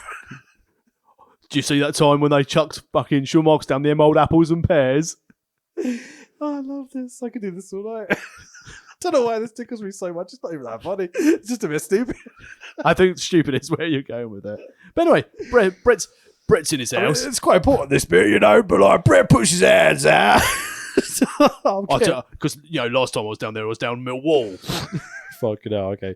Brett puts his hands out to the side. Do. As the lights dim and the spooky pyro pops off. Pyro 1 of 2. Yeah, man. Like, Brett gets all the treatment for his entrance. Yeah. He's in street clothes, just walking out, looking very solemn, to be totally fair to him. Like, he seems happy to be here. Yeah, a couple of waves and all unusual that. for Brett at this time, to be totally fair, but like, he's happy to be here. Gets in the ring, does his whole entrance with the spooky pyro and stuff. JR asks Brett if he'll retire, feud with Austin, join the front office, or go make movies. And Brett says, I will go through this bit, but then we'll play the bit where he's talking about Shawn. Oh, yeah. Because Vince and Lawler may not want him to talk about Shawn. Yeah. Brett fucking is. So Brett starts by going, another wrestling company were very nice to me. They were so lovely. Oh, it's so lovely, this other wrestling company. Oh, they gave me all this offer of money. Thank you, the AWA. Thank you, Stampede. He's literally going, WCW, they're fucking awesome. Like, what So the kind fuck, to me. Brett? Treats me with respect and dignity, and I respect them. I thank them for their offer. On Raw? You can't do that after they've taken Nash, Hall, NWO, But teased it. Even if it didn't happen, it's a case of smart fans know. I said it's the advent of the dirt sheet around this time, so he's putting over WCW. He's putting them over their etiquette and their professions as sports leagues. This ain't sports teams, though. No, this is war. Yeah. You can imagine what Vince is thinking as soon as he hears this. He's like, hang on a tick. Like, we agreed to something that we were going to do tonight. It wasn't put over WCW. Like, we thought you could probably mention something, but Modern day Vince be like, did I write? I probably wrote this.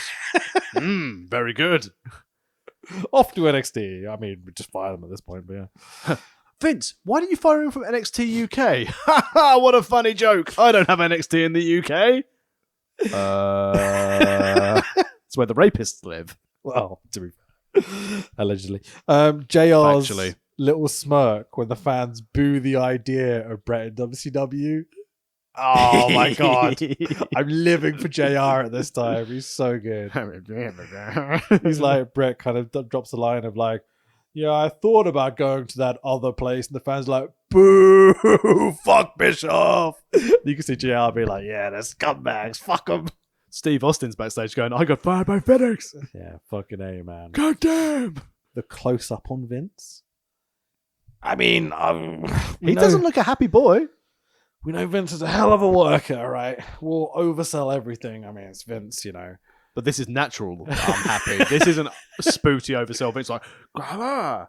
It's like, I am fucking furious right He's now. chewing his jaw off. Yeah. He's either high as fuck or incredibly angry. I'm not sure in 96, to be fair, but Pretty sure it's the latter. it does seem like it. So Brett's saying all this stuff. We cut backstage to Austin, Pillman, and Rocky all watching Brett on the monitor backstage. Like, okay, like I understand why Austin's there. What? Well, Pillman's still with him. He's Hmm. being obviously his lackey at the moment. I like later on. I love Pillman's reaction of the. Oh, sorry, Steve. Sure. So good. Like I know where this is going. Mm. And I'm very happy it goes there. But at this stage, sure, like Austin just stood there and it's like trunks and serious vest, Austin standing there like one hand covering over his fist, and it just turns round and so well done. Yeah, the loose cannon just sitting behind him, being a bit weird. You And know? also Rocky Maivia is there. yeah, sure, looking like a heel. Mm. Interesting, man. Brett goes, I will be with the WWF forever. And Vince is like, all right! Clap, clap, clap, clap, clap. Finally, the release of like, oh, that was a bit awkward. Vince has gone, we found the script! JR, we found the script! Go, go, go, go, go! And Brett proceeds to say, Shawn Michaels, you might be a little younger than I am. You might be a little more, you might even be a little more popular.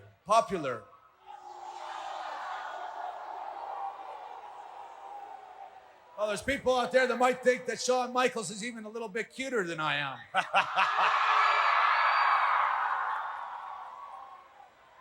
Shawn Michaels is a great wrestler and he's done a great job as champion.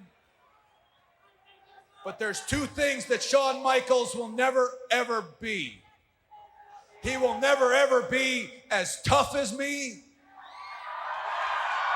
With all due respect. And he will never, ever be as smart as me. Brett goes on to quote Nixon. You're like, what the fuck? You learn from defeat, you come back and beat him the next time. Mania 13! Is Brett a big right wing guy? I thought he was left-footed, to be honest. Skip over this, shall we? Brett says because of this, he'll accept the challenge of Stone Cold Steve Austin. The way Brett puts that name over. Crowd, boom, massive pop. Pillman, massive pop. Yeah, Backstage. Jumping up and down, dancing around. Austin turns around to look and going, shut the fuck up. Yeah. Back, just serious Steve Austin at this stage. So good. I'm marking out like a son of a bitch. Yeah. I've got three of my favorite all-time guys all working stories together. And we get to have Henry Shawn and O'Godwin, stuff. Billy Gunn, Ben Barker. Barker. This is so much fun, man. So well done. Yeah. Genuinely. Like, so Brett got his freedom to say what he wanted, albeit enraging his boss. But again, Brett can do what the fuck he wants. He's Bret Hart. Mm-hmm. He's now created a monster superstar in Steve Austin, who 6 months ago was in a nothing feud with Savio Vega with $1 million belt. Fucking aim. In 6 months of calling out Brett, and that's what they miss in today's wrestling by not having a star or enough stars to be a case of we need to elevate him. He's going to feud with this guy, and be at that level, and then he's going to stay at that level after that feud. And overnight, Steve Austin is now a made star after this night on Monday Night Raw. 100%. Everyone's playing their part. And guys nowadays will still say the same things. Like Brett says, we'll see who kicks whose ass. Yeah. It's a nothing line. but the way it's delivered, the purpose of it, the reaction of it backstage that they cut to and everything, it's amazing. The pop is humongous for those two little stupid lines. And so what we said before when we started the series about who is better at promos, and I said about Brett telling a story. Yeah. Brett, in 5 minutes, has put over the opposition, Gone into business for himself entirely. fucked over Vince, Sure. but then made a star without even being in the ring with that person Absolutely. because of the reaction and respect that, and it's just how he said Steve Austin's name. Brett's fucking good, isn't he? Brett then goes on Yes, to talk about role models. great And film. the one thing that's been missing from the WWF, and that's me. And you're like, okay, where are we going with this, Brett? And this feels like it's getting into the bullet point scripted part for Brett, right? And Till there's a lot. Well, you can see this little coy little facial expression on Brett. So Brett tells us this very sad story about a young boy that was sick. It's Brett's nephew. Oh, who this was awful. passed away. Horrific. Yeah. Absolutely horrific. It's really bad. Yeah, basically, long and short of it, he wasn't going to come back to wrestling until a sick kid said to him, he said, would it help if I went back Yeah. wrestling? Brett's phrasing of this is a little bit like, oh, because he's like, if you kick out of this, if you get better, I'll come back to the ring. And hearing that he didn't get better, So Brett shouldn't come back, so he's a fucking liar. yes, yeah, it's oh god, that's such a minefield. I'm just like, let's just move on. So I'm gonna play this next clip because no one will ever say it better than Brett. No Yeah, one will ever that's say right. it better than Brett. Fuck, that's why I'm getting Brett to say it. Here we go.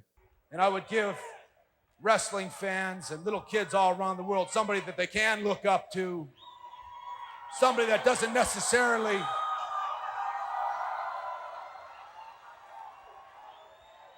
hey, I can't dance and I don't pose too well for girly books. I'd give fans around the world someone they can look up to, somebody that doesn't necessarily takes a second to pause and think, should I take the high road? Ah, fuck it. Hey, I can't dance and I don't pose too well for girly books. You're like, oh, he said the thing. Say that Simpsons episode. Say it. Girly books. I love it so much. Just full like, fuck kayfabe, fuck you, Shawn Michaels, down the barrel of the lens. This is war. Can you imagine, like, if Sean's still in the building and he's there and someone's like, hey, Sean, do you know what Brett just said? Get off, Sonny. What does he say? Get out of the way, Sonny. Fuck off. Years from now, Vince will get one of you to bark like a dog. I imagine everyone listening to this understands the context. But just to clarify, Sean was posing for Playgirl nude, like The belt covering his Johnson. yeah, exactly. It's a very famous image of like it's just a strippery nudie mag thing for The women Burt or whatever. Reynolds. Sure, or gay men, I imagine. Yeah. But like it's yeah. So Brett then just seemingly just straight goes on and goes, best there is, best there ever will. You're like, what the fuck, Brett? Best there is. See you later, Vince. So good. And I'm back. Better than ever. Yeah. That line, though, Mm-hmm. the girly books. I can't dance.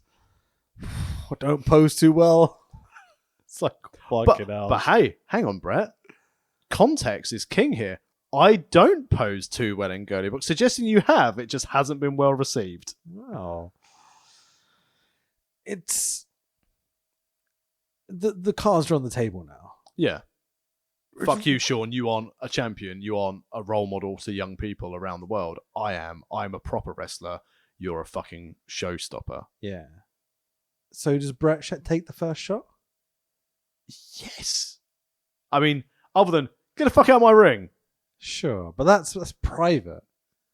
That's kayfabe between them. That's via Baby L to Brett in a moment where Sean's probably a bit pissed off that Brett didn't put him over in the 60. Yeah.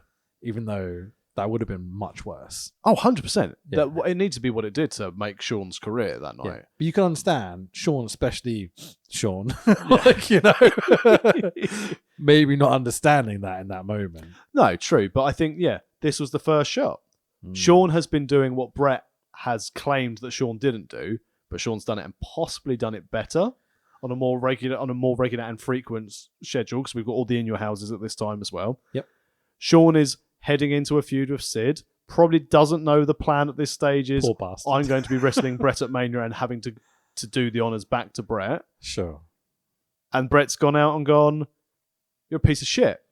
Mm-hmm. Hey, son, you come here. oh, them nudies. Read my lips carefully, son. You'll never be a gangster. Just throw it out there. Brett even gets more spooty pyro after he said this line about Sean, just to be like, fuck you, Sean. Pyro 2 of 2. It's really interesting. I guess the one question we should really have about this is, does Sean deserve it? Absolutely. Because it does seem like he does. He seems like a right prick at this time. He definitely. And I think this is the other thing. Like, if you think Brett's been away for 6 months, and he's come back and he's heard from like Davey and Owen, like Pillman, had to deal with Sean. What's it been time. like? It's like, fucking hell, none of us can Nash, work with Sean. Hall, they're still working with these guys, right? The last year or so, you know. Like, it's been absolute hell. This isn't a professional work environment. Yeah.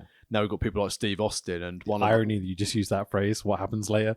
Yeah. Oh, sorry, please carry on. And no, we've got Austin, we've got Pillman, we've got Rocky trying to come up, and you've got Nash trying to haze The Rock and stuff like that. It's like, it's not the place to be. And Brett's like, we take it seriously in our locker rooms, but this isn't how we fucking do it. Yeah. You imagine that Brett's out there cutting this line, thinking he's going to go backstage. Sean's going to be like, all right, you got me. Let's carry on. Let's be professional. Let's get this done. I don't think that's what happened. No. Once Sonny resurfaced and Sean heard what happened.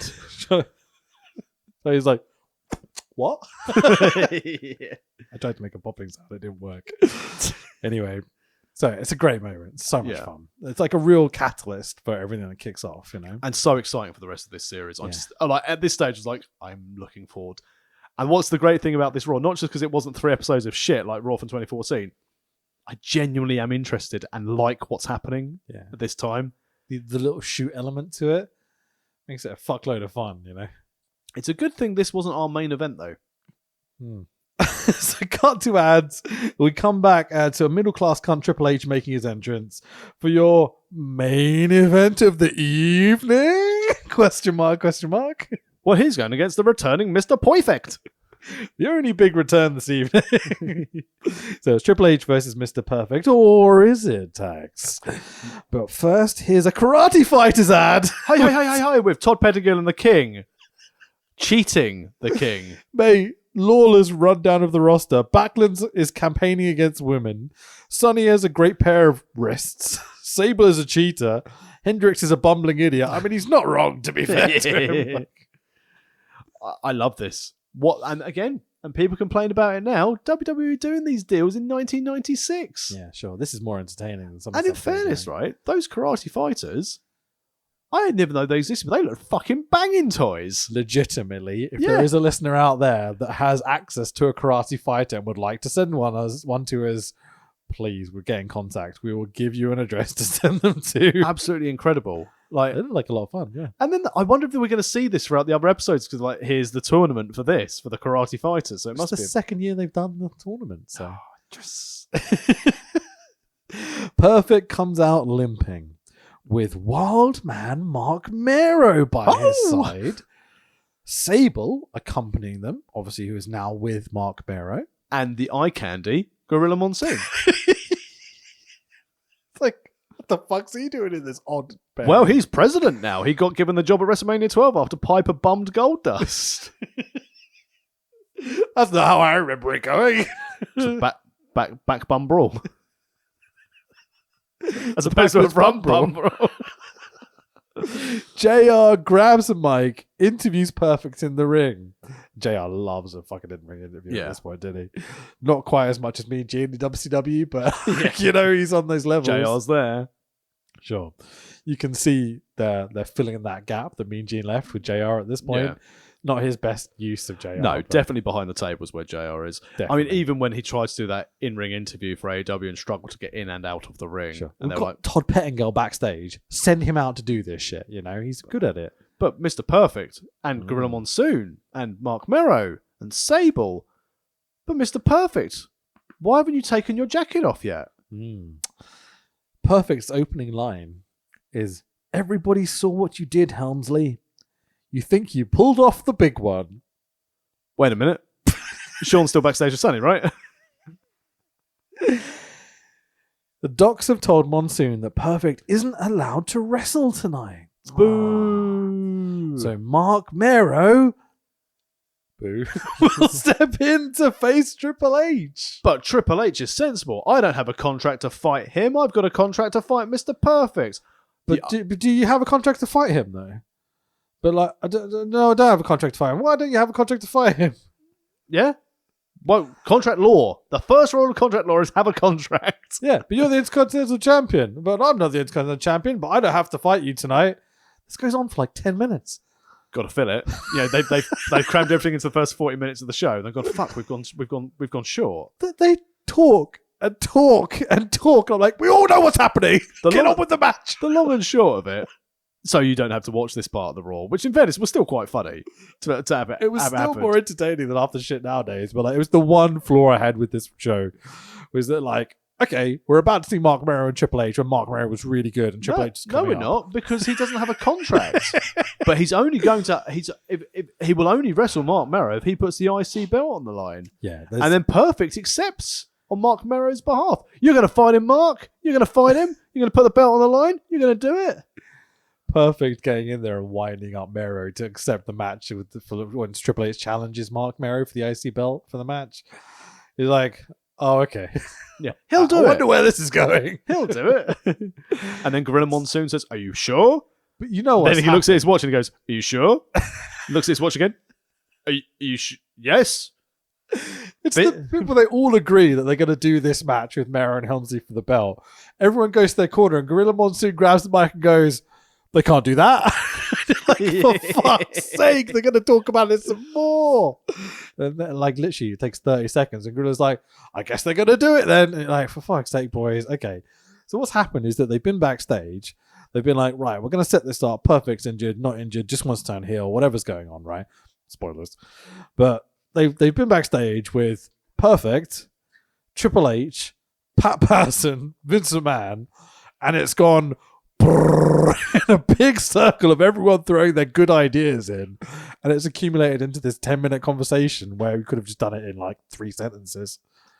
I still think like Monsoon kept on looking over to Vince. Can we go now? Yeah. No. Keep going. I don't think people have understood what's happening yet. Keep Yeah. going. It does feel like it, doesn't it? But finally, we get our Main event of the evening, the WWF Intercontinental Championship match of Wild Man Mark Mero, I can't talk tonight, with Mr. Perfect and Sable, the best valet combination in the world. and the real Intercontinental Intercontinental Championship. Absolutely beautiful. Best belt. Not The white not like leather. that shit belt that that Intercontinental Champion in the WWE product. Oh, Ricochet walks around with. It's either Ricochet or Balor, because I think Balor's either got the have been US belt. defended. Yeah, Because Damian Priest was undefeated for a year, and then someone accidentally realised he's undefeated, and they were like, "Oh, we'll just call you Damian, because that'll be good." But Damian Priest doesn't want to wrestle; he wants to be a sports entertainer. into the Battle Royal. Yeah, you spoke to the press, you wanker. Fucking A. Mark Mero versus Hunter Hearst Helmsley. Full name Hunter Hearst Helmsley. Gotta love it. So Triple H using Sable as a human shield early. What a dick! Brilliant heel work. Love it. Triple H in 96. Fucking awesome. Good old terrorizing. Yeah. But like the best worker. Well, because again, he was a heel who didn't want to be liked, Yeah. and it worked. Really good heel. Yeah. Like this match, I'm just the whole time I'm like, Mark Mero is a bit flashy, obviously. He's got some really Of course nice he is. He's spots. Mark right? Mero. Yeah, fucking A, 96, 95. Like, really, really good worker. Gimmick leaves a little bit to be desired, maybe. He's a wild man boxer. It's a boxer with a wild Tutti Frutti in the jungle. It's like, what? Okay. I missed his power stick thing he had, you know? God. Whatever. But Triple H is just such a fucking awesome heel. He's like doofus selling on the outside for Mark Mero. It's like, it's just the best, dude. Really, really underrated. Some split screen stuff to show is perfect on commentary. There's some absolutely marvelous bits where they botch a move and like King and Perfect are both like, perfectly executed. Really funny. Triple H takes over and runs through his TV match spots, knee drop, missiles, all that sort of stuff, you know. Really, really fun. Triple H, does his royal fluffy bow thing. Oh, yeah. It's very healy, isn't it? Exactly what he needs to do. Works for me. Mary gets a hope spot here and there. Wildman signals he's about to do some disco dancing. Which finishes everyone off. That's why he's the IC champion. His taunt of the two V shapes over his eyes, like someone comes and scissors him like the Acclaimed. You can see what he's going for. Mark Mero loves the Acclaimed. It's like, you know, there's like the 2 Sweet, there's like Yeah. the DX thing. Everyone's like has to come up with some sort of hand signal. But it's like when Randy Orton would do the big his hand, it's just shit. It doesn't work at all. Like, But it's a snake's mouth. Or a vagina. it's like Roman coming out and doing the one thing. Like, it's kind of over. But it just looks like shit to me. I don't know. I can't get behind it. Oh no, that means I'm going to have to think of a hand gesture to start doing as the Bootylicious Bad Boy from By the Bay. Not to be confused with the Bootylicious Bad Boy from Byron Bay. What represents the Bootylicious Bad Boy? Just a hand gesture.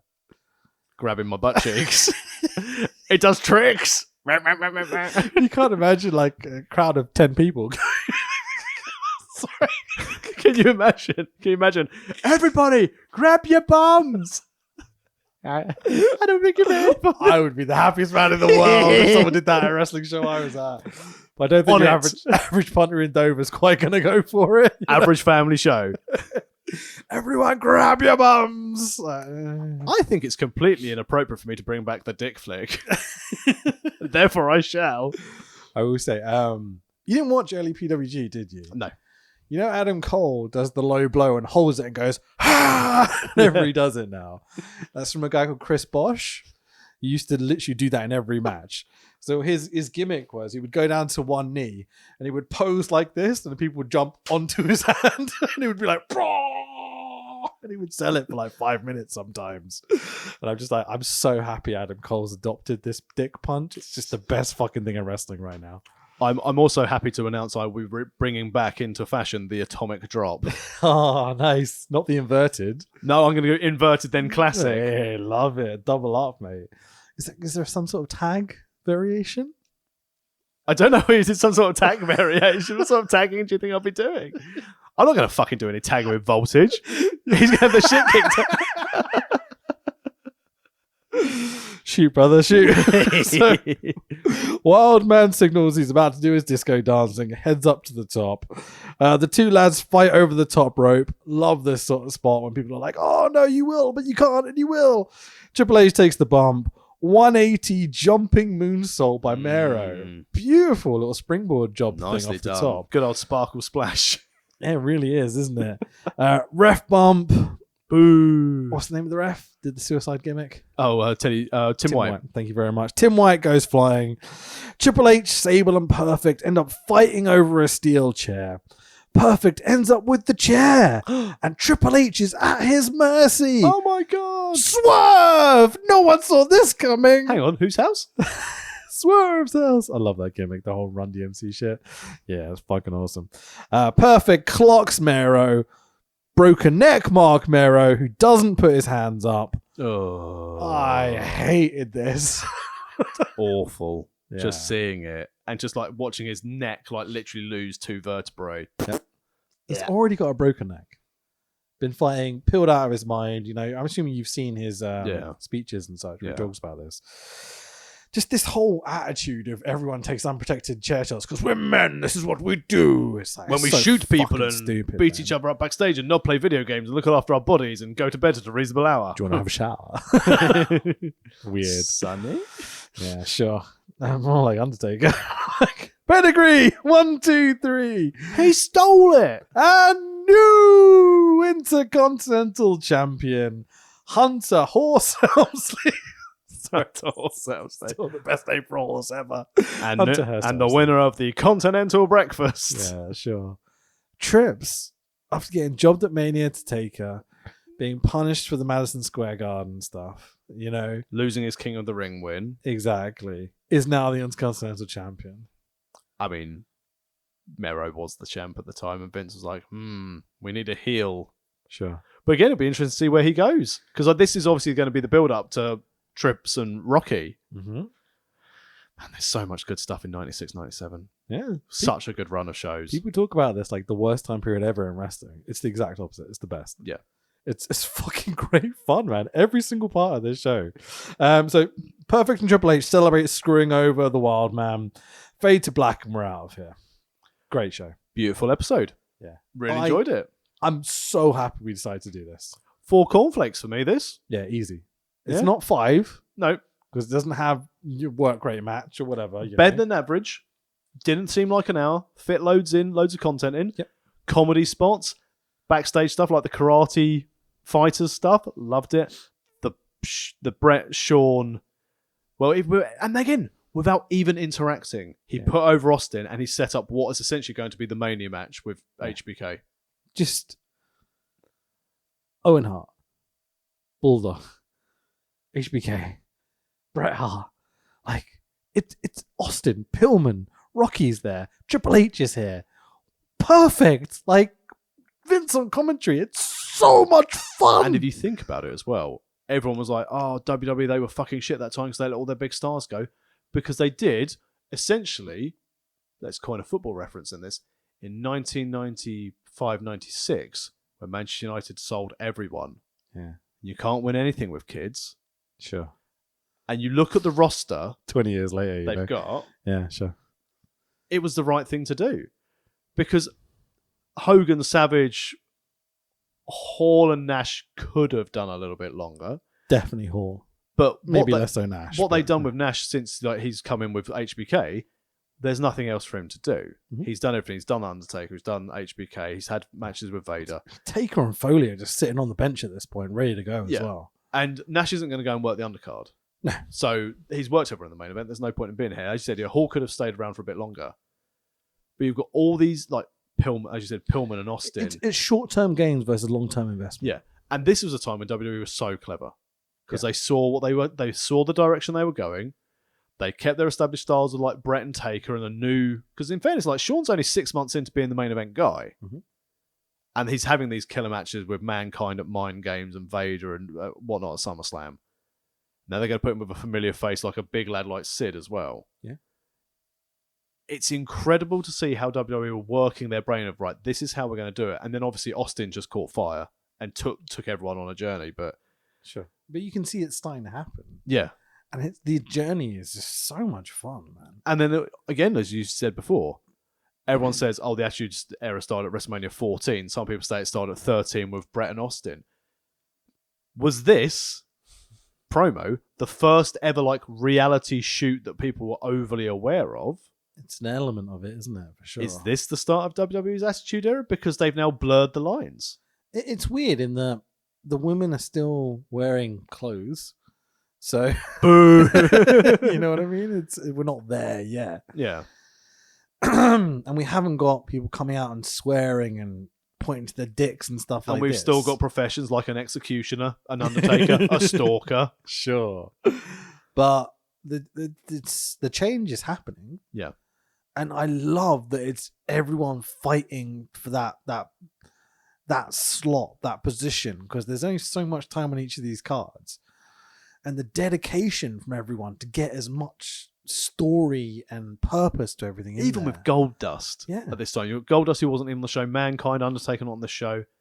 You've got the foundations of something very, very big to allow talent to come through and shine. So, 4 cornflakes. But where do we go next? So next week we will be doing December 15th, 1996. WWF In Your House 12.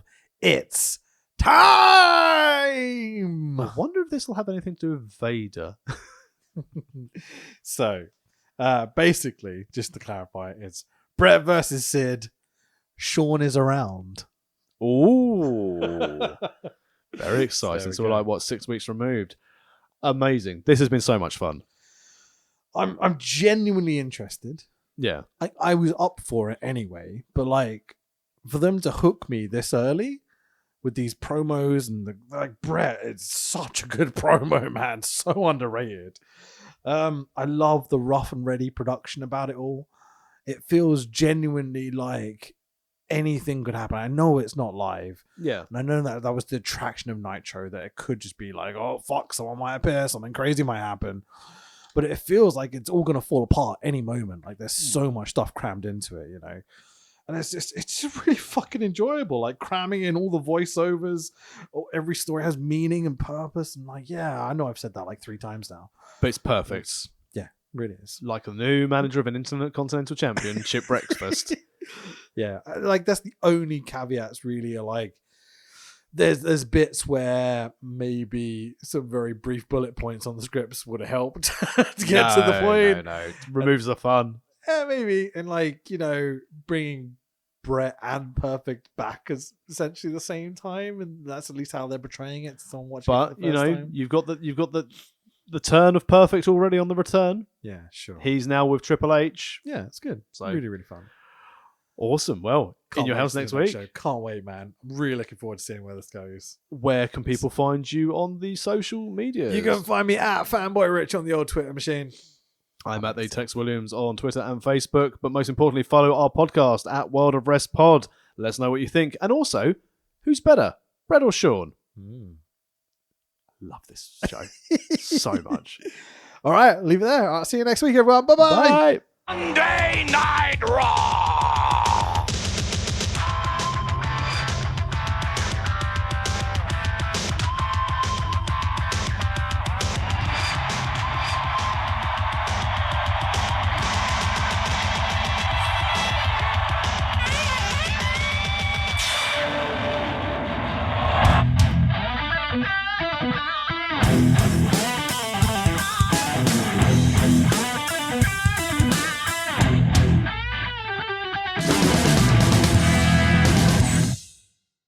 The louder you guys are, the better the wrestlers will perform for you tonight. And that's why I kicked your leg out of your leg.